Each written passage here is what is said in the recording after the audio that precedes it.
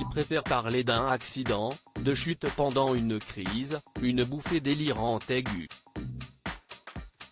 Le 24 novembre dernier, Christophe Dominici était retrouvé mort à Boulogne-Billancourt après avoir fait une chute de 20 mètres de haut depuis un bâtiment désaffecté.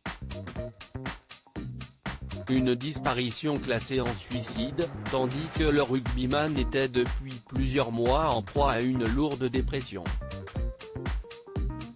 Mais selon son père Jean, s'il était bien malade et n'a selon lui pas reçu les soins et attention nécessaires pour se soigner, hors de question de parler d'un suicide.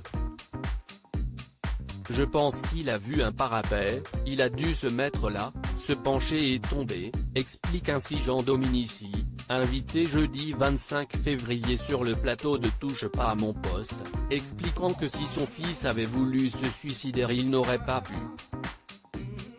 Et ce pour plusieurs raisons.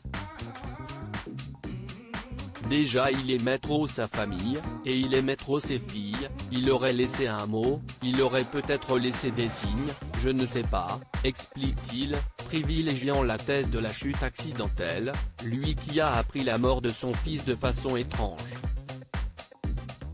Jean Dominici en colère contre la psy de son fils 3 mois après la disparition de Christophe Dominici, Jean Dominici cherche toujours les raisons de la disparition de son fils, avec qui il a eu un échange poignant par SMS peu de temps avant sa mort.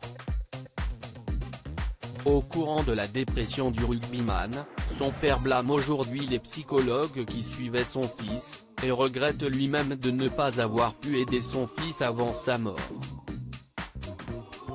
Moi je sais pas la psy qui le suivait ce qu'elle lui a donné, comment elle a voulu le soigner mais il était pas bien.